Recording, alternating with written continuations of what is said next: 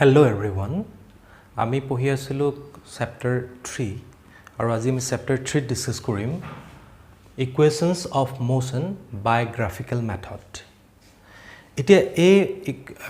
টপিকটো বুজিবৰ কাৰণে লাষ্ট মই যেটো টপিক ডিসকাস কৰিছিলো velocity time graph যেটো ডিসকাস কৰিছিলো হে velocity time graphৰ টপিকটো বুজি পালেহে এইটো বুজি পাবা গতিকে এই ভিডিওটো চোৱাৰ আগতে velocity time graphৰ ভিডিওটো চাই লবা ঠিক আছে ওকে এতিয়া মই কৈ আছো কি আছৱা আমি কি পঢ়িব লাগে যে equations of motion by graphical method মই equations of motion মানে কাৰ কথা কৈছো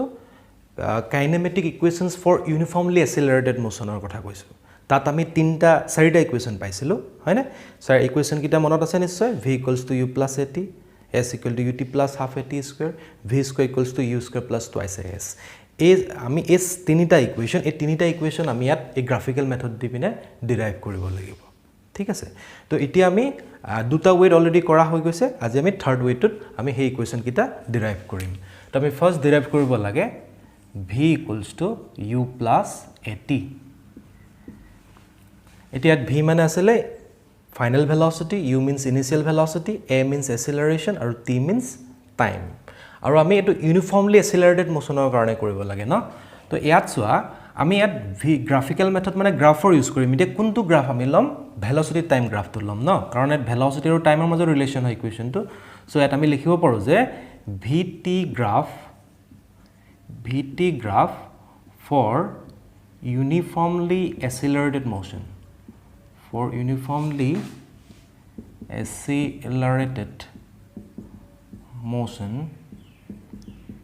is কেনেকৈ আছিল আমি গ্ৰাফডাল ড্ৰ কৰিছিল নহয় গ্ৰাফডাল আমি লাষ্ট ক্লাস ড্ৰ কৰিছিল গ্ৰাফডাল এফালে আছিল আমাৰ টাইম আছিল আৰু এফালে আমাৰ কি আছিল ভেলোসিটি আছিল আমি গ্ৰাফডাল পাইছিল এনেকুৱা হয় না স্ট্ৰেট লাইন পাইছিল আৰু ইয়াত আমি লৈ লওঁ ইনিশিয়াল ভেলোসিটি ললো u ইয়াত এফালে কাৰণ ভেলোসিটি আছে ন এটো ইনিশিয়াল ভেলোসিটি u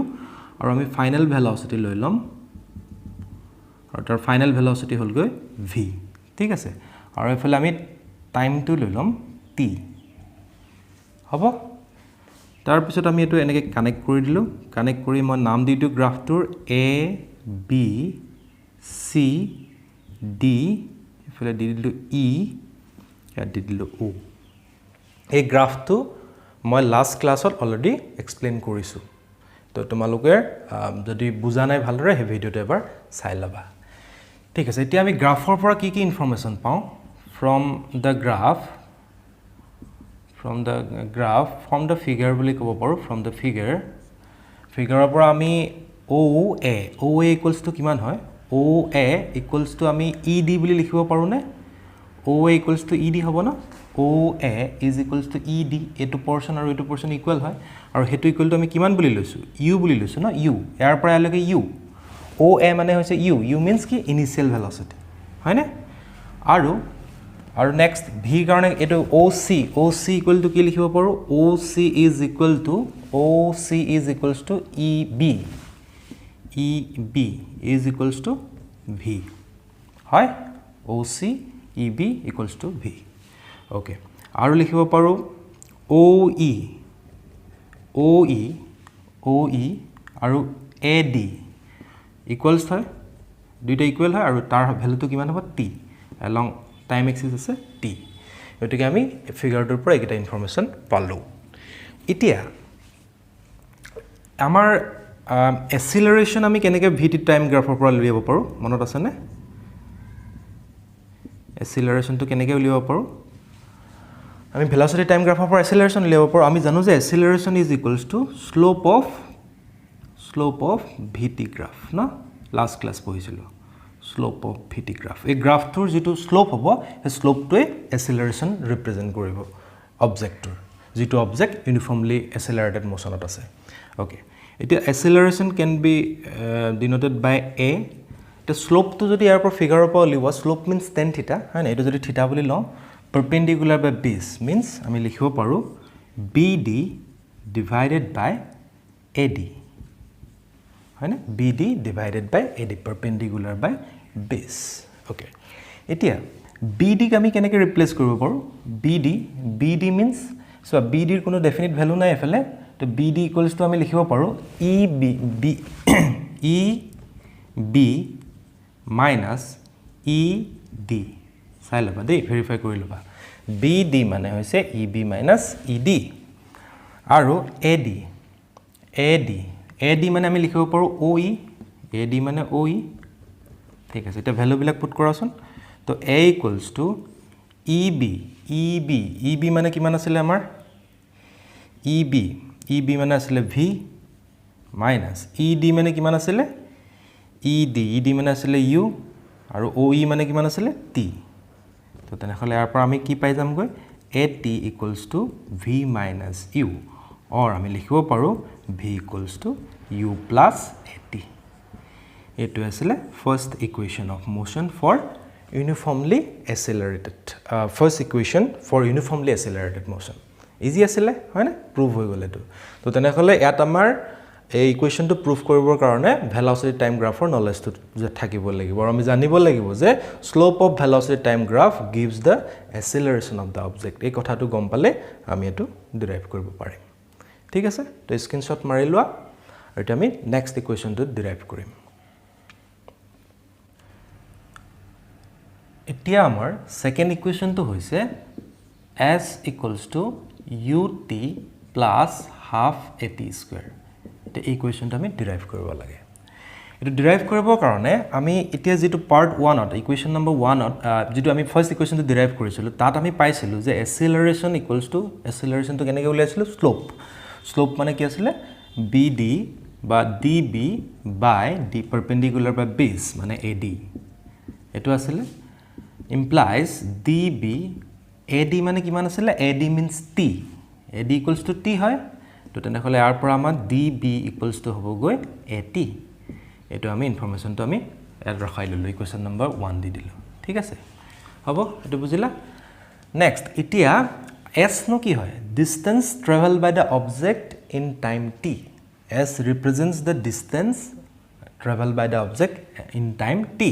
তেনেহলে আমি distance এতে লিখিম এতিয়া distance traveled by the object in time t equals to এতিয়া সোয়া velocity time graph পৰা distance কেনেকৈ উলিয়াব পাৰি লাস্ট ক্লাস পঢ়াইছিলো এটো হয় না velocity time graph পৰা distance উলিয়াবলৈ কি কৰিব লাগিব আমি এই গ্ৰাফ ডালৰ আন্ডাৰত যিমানটো এৰিয়া আছে এৰিয়াটো ফাইন্ড আউট কৰিব লাগিব the area under the graph will give the distance traveled by the object in time t হয় না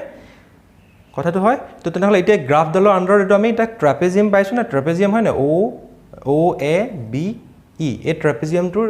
এৰিয়াটো ফাইন্ড আউট কৰিলে আমি কি পাই যাম তেনেহলে distance travel by the object in time t পাই যাম তেনেহলে আমি ইয়াত লিখিব পাৰো যে distance travel by the object in time t equal to area of trapezium ট্ৰাপেজিয়ামটো কিমান হয় o a b e এই ট্ৰাপেজিয়ামটোৰ এৰিয়াটো আমাক কি দিব the area of the trapezium will give the distance traveled by the object in time t তেনেহলে আমি এৰিয়াটো distance traveled by the object in time t টো আমি s এ ৰিপ্ৰেজেন্ট কৰিছো তো এৰিয়া অফ the trapezium উলিয়াবৰ কাৰণে ট্ৰাপেজিয়ামটো আমি এটো ৰেক্টেংগল বুলি ললো তো ট্ৰায়াঙ্গল বুলি লওঁ তো ৰেক্টেংগল যদি লওঁ ৰেট কি হ'ব rectangle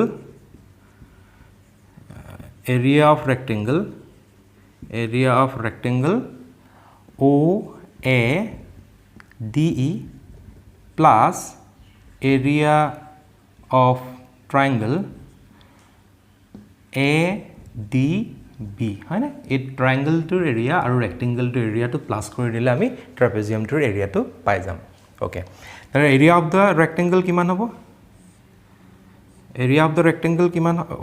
rectangle is a length into breadth মানে আমি লিখিব পাৰো OE বা OA this multiplied by this OA into OE লিখিব পাৰো area of the rectangle পাই গলো আৰু area of the triangle half into b into h half into আমি লিখিব পাৰো half into b db into ad লিখিব পাৰো হয় না half into perpendicular into base এটো লিখিলো db into ad okay এটা ভ্যালু বিলাক পুট কৰা OA means কিমান হ'ব OA means U OE means T plus half DB কিমান উলিয়াইছিলো আমি DB equals to 80 তো DB equals to 80 multiplied by AD means T তেনেহলে কি পালো এটো তো S equals to UT plus half of 80 square হৈ গল এটো proof তো second equation for uniformly accelerated motion তো এই ইকুয়েশনটো ডেৰাইভ কৰিবৰ কাৰণে আমি কি কৰিলো আমি কি জানিব লাগিব আমি জানিব লাগিব যে area under the velocity time graph gives the distance traveled by the object হেতু কথা গম পালে আমি এই ইকুয়েশনটো ডেৰাইভ কৰিব পাৰিম ঠিক আছে স্ক্ৰিনশ্বট মাৰি লোৱা এতিয়া আমি থাৰ্ড ইকুয়েশনটো ডেৰাইভ কৰিম আমাৰ থাৰ্ড ইকুয়েশনটো হৈছে v square equals to u square plus 2as তে এই ইকুয়েশনটো ডেৰাইভ কৰিবৰ কাৰণে আমি ফাৰ্স্ট ইকুয়েশন আৰু সেকেন্ড ইকুয়েশন ইউজ কৰোতে যি দুটা কনসেপ্ট ইউজ কৰিছিল এই দুইটাই ইয়াত ইউজ কৰিব লাগিব আমি ফাৰ্স্ট ইকুয়েশনটো ডেৰাইভ কৰোতে এক্সেলাৰেশনৰ হেল্প লৈছিল সেকেন্ড ইকুয়েশনটো ডেৰাইভ কৰোতে আমি ডিসটেন্সৰ হেল্প লৈছিল না তো এতিয়া আমি হেতাত এক্সেলাৰেশন আৰু ডিসটেন্স এই দুইটাই কনসেপ্টৰ হেল্প লৈ পিনে থাৰ্ড ইকুয়েশনটো ডেৰাইভ কৰিব লাগিব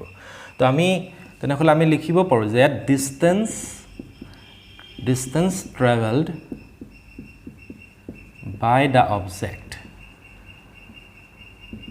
object in time t equals to কিমান হয় distance কেনেকৈ উলিয়াম আমি vt গ্ৰাফৰ পৰা area of trapezium OA BE OABE trapeziumৰ এৰিয়াটোত কি দি থাকিব ডিসটেন্স দি থাকিব হেতু অলৰেডি আমি জানো এতিয়া এই ট্ৰাপেজিয়াম যেটো আছে এই ট্ৰাপেজিয়ামটোৰ যদি আমি এৰিয়া উলিয়াবৰ কাৰণে ট্ৰাপেজিয়ামৰ এৰিয়াৰ ফৰ্মুলাটো কি আছিল ফৰ্মুলাটো আছিল যে half into sum of parallel sides এই ট্ৰাপেজিয়ামটোৰ প্যাৰালেল সাইড কোনকিটা হয় OA আৰু EB তেনেহলে লিখিব পাৰোম কি half into sum of parallel sides means OA plus EB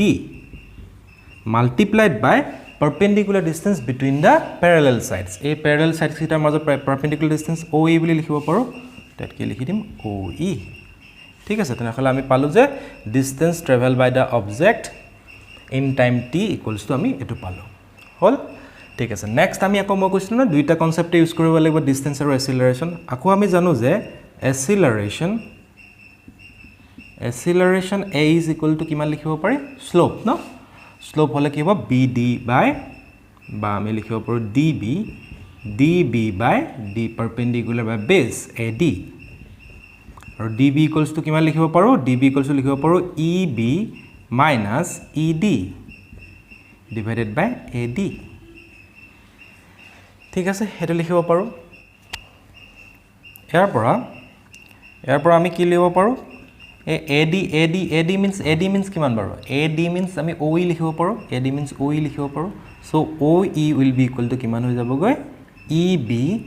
minus ED divided by A এটো তাত লৈ গলো OE টো এড লৈ আনিলো হয় না তো এটো পাব পাৰো এতিয়া এট যেটো OE আছিল এটো ইকুয়েশন নম্বৰ কিবাটা দিলৱা 1 দি দিছো হা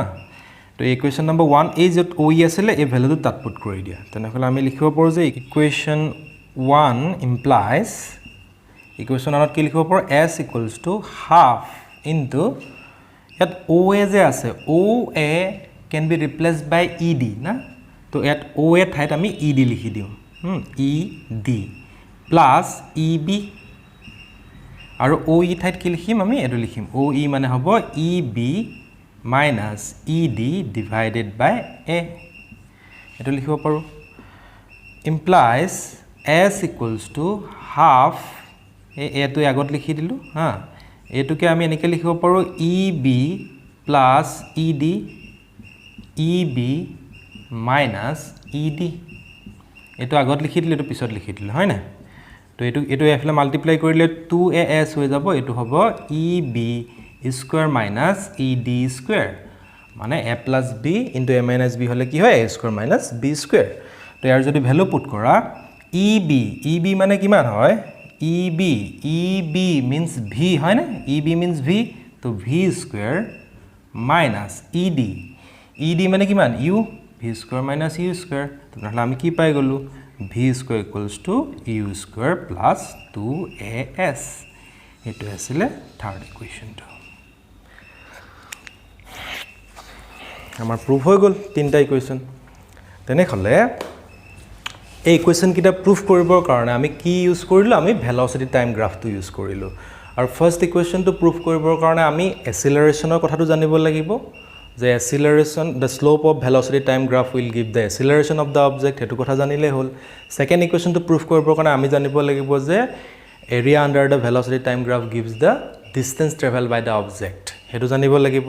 আৰু থাৰ্ড ইকুয়েশন টু প্ৰুফ কৰিবৰ কাৰণে আমি দুইটা কনসেপ্টে ইউজ কৰিলো ঠিক আছে তো তোমালোকে এটো ভিডিও চোৱাৰ আগত কিন্তু velocity time graph ভিডিওটো এবাৰ চাই লবা তো আজি ক্লাছৰ কাৰণে ইমানে হ'ব থ্যাংক ইউ